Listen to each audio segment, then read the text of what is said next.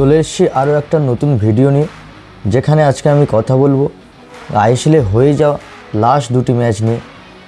সেই সমস্ত ম্যাচের ফলাফল কী হয়েছিল, সেই সমস্ত ম্যাচের ফলাফল কাদের পক্ষে গিয়েছিল, বা সেই সমস্ত ম্যাচে কোন সমস্ত প্লেয়ার ভালো খেলেছিল, বা কারা জিততে পারত, বা যে সমস্ত দল হেরেছে তাদের হারের কারণটা, সেই সমস্ত নিয়ে থাকছে আজকে আমাদের আলোচনা। তো চলুন মূল আলোচনাতে যাই। আমরা প্রথমেই আসি মোহনবাগান ভার্সেস মুম্বাই সিটির ম্যাচ নিয়ে, যেখানে মোহনবাগান খেলতে নেমেছিল তাদের হোম গ্রাউন্ড জৌহাতি ক্রীড়াঙ্গনে মুম্বাই সিটির বিরুদ্ধে।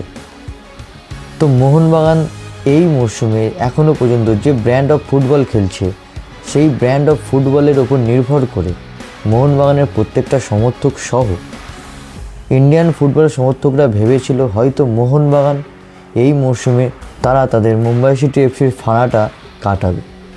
কিন্তু যেই কে সেই ম্যাচ শুরু থেকে আমরা দেখলাম ম্যাচের রাশ ছিল দুই পক্ষের কাছে। মুম্বাই সিটি এফসি এবং মোহনবাগান দুজনেই খেলছিল একটা ভালো ফুটবল। মোহনবাগান যেখানে পজিশন বেস্ট ফুটবল খেলছিল, তার ঠিক উল্টো দিকে আমরা দেখলাম মুম্বাই খেলছিল কাউন্টার অ্যাটাক ভিত্তিক ফুটবল। তো আমরা যদি পজিশনের দিকে লক্ষ্য রাখি তাহলে তো আমরা নিশ্চয়ই দেখতে পাবো মোহনবাগান মুম্বাইয়ের থেকে পজিশনে অনেকটা এগিয়েছিল। তারা এই ম্যাচে 73% পজিশন নিজেদের অর্ধে রেখেছিল, উল্টো দিকে মুম্বাইয়ের কাছে পজিশন ছিল মাত্র 27%। কিন্তু ম্যাচের পজিটিভ অ্যাটাক যদি আমরা দেখি, সেখানে মুম্বাই মোহনবাগানের থেকে অনেকটা এগিয়েছিল।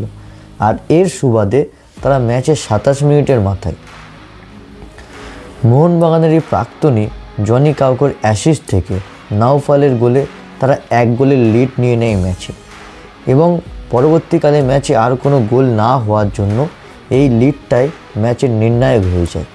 এবং 90 মিনিট শেষে ম্যাচের ফলাফল দাঁড়ায় মোহনবাগান 0 এবং মুম্বাই সিটি 1। এবং তার ঠিক পরের দিন মানে গতকাল রাতে আইএসএলে ঘটে যাওয়া ম্যাচ নিয়ে যদি আমরা কথা বলি, তো আমরা সেখানে দেখব সেখানে মুখোমুখি হয়েছিল Kerala Blasters versus Punjab FC. এই মরশুমে এখনও পর্যন্ত কেরালা ব্লাস্টার্স খুব একটা ভালো ফুটবল উপহার দিতে পারছে না তাদের ইয়েলো আর্মির জন্য। উল্টো দিকে পাঞ্জাব এফসি আগের মরশুমে একটা ভালো ফুটবল খেলেছিল এবং ভালো মরশুম উপহার দিয়েছিল তাদের ফুটবল দর্শকদের জন্য। এবং এই মরশুমে এখনও পর্যন্ত তারা মোটামুটি ভালো একটা ফুটবল খেলছে, খুব খারাপ বলা যাবে না এবং খুব ভালো বলা যাবে না। তবে গতকাল তারা খেলেছিল একেবারে বেস্ট লেভেলের। তারা গতকাল কেরালা ব্লাস্টার্সকে 3-1 ব্যবধানে হারায়। ম্যাচে কেরালা ব্লাস্টার্সের একটা প্লেয়ার রেড কার্ড পেয়েছিল, তবে সেটা হচ্ছে 90 মিনিটের মাথায় পেয়েছিল। তাই বলা যাবে না যে কেরালা ব্লাস্টার্স 10 জনে হয়ে গেছিল বলে সেই ফায়দাটা নিয়ে পাঞ্জাব এফসি ম্যাচ জিতেছে।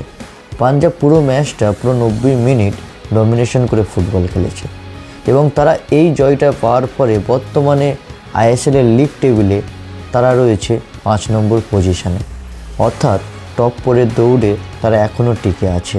সব মিলিয়ে শেষ এই দুটি ম্যাচে মুম্বাই সিটি এফসি এবং পাঞ্জাব এফসি তারা ম্যাচ জিতে লিগে বর্তমানে একটা ভালো অবস্থায় রয়েছে।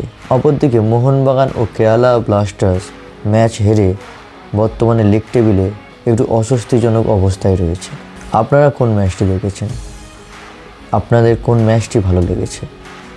কোন ফলাফলটি আপনারা চেয়েছিলেন যা হয়নি? আপনাদের মতামতটি অবশ্যই কমেন্টে জানাবেন।